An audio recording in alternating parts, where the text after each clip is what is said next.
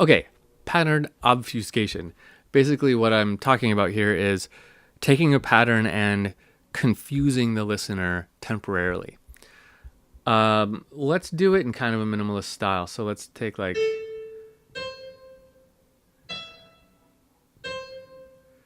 it's just something like that.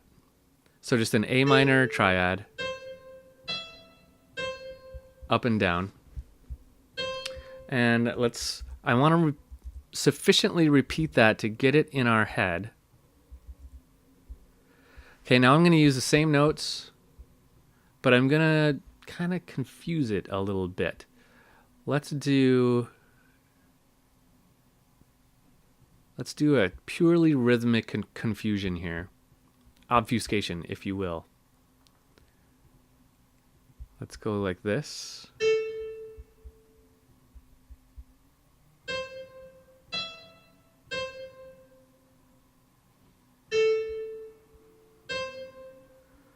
I better notate this correctly. Hold on.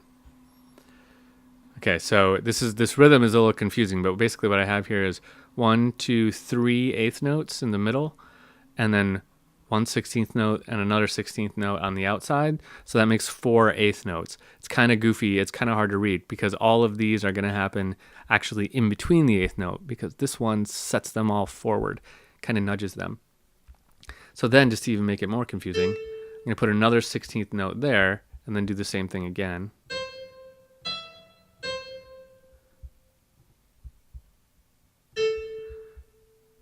And then I'm going to tie these two together. So now what we're going to hear is the same pattern as we had here, but this little 16th note at the beginning of it is just going to jerk it just for a second. And all of these are going to be then on the offbeat, all of these notes, and then we'll make it reset here. Okay, and let's give us 2 just for the fun of it. So this is going to create a sense of tension because it's going to make everyone kind of go, wait, what? And then it's going to come back to what they expect. By repeating this, we're setting up a series of expectations that are going to happen. So let's hear it and see if I'm right.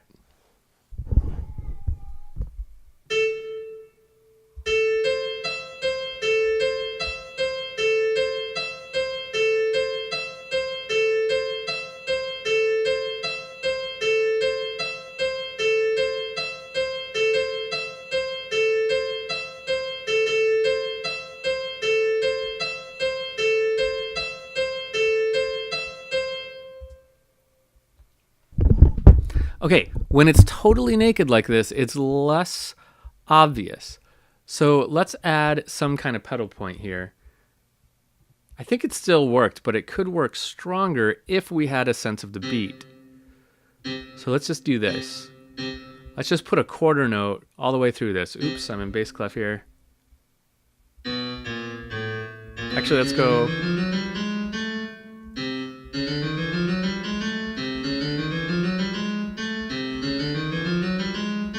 Okay, a string of A's. I'm just going to put quarter note A's all the way through this. Now right here, this is going to be a lot more obvious that it's off the beat because we have a pattern, a very clear beat happening here. So let's hear it again now that we have some kind of grounding to it.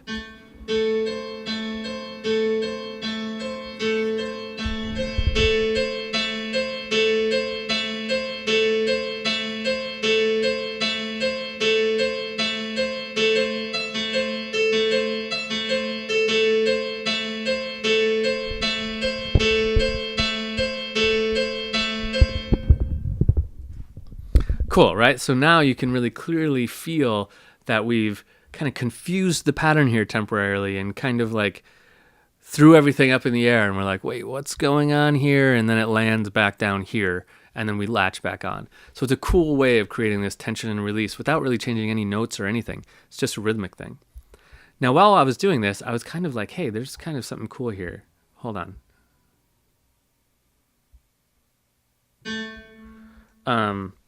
I was hearing this, some actual music we can make out of this little example. I want to move this note down to a G.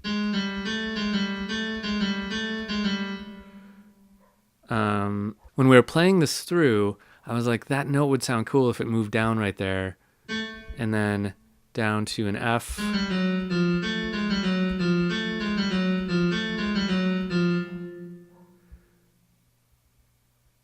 And then let's keep going down.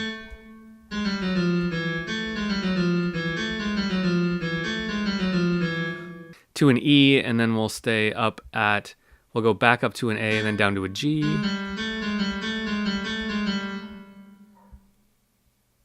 And then maybe E, F, G, A. We'll just walk right back up to the A here. Now, the reason I'm doing this is just because I think it'll sound neat. I like the sound of taking a pattern. This we might also call this just an ostinato. Ostinato is a fancy word for a pattern. And keeping the pattern the same, but then kind of moving a bass line down diatonically, meaning down through the scale, which is all I've done here. I moved it from an A all the way down to an E, back up to an A, down to a G, and then stepwise E, F, G, A, so that it resolves right there. Let's just hear it. I think it'll sound kind of neat.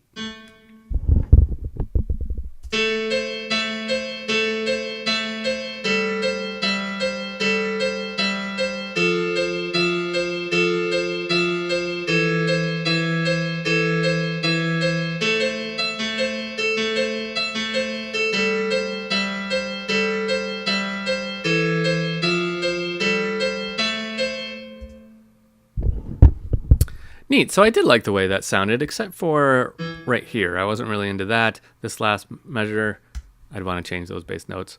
I didn't love that. So just out of this simple example, by moving this bass line around and having this cool break here of the rhythm, I can create a nice sense of tension right there, and then it kind of propels us back into this G. So it's a nice sound. Okay, now this kind of technique of using this rhythmic obfuscation thing is really popular in minimalist music. So I want to look at one of the probably most famous composers for doing this kind of thing, and that's Philip Glass. So let's look at a Philip Glass piece next.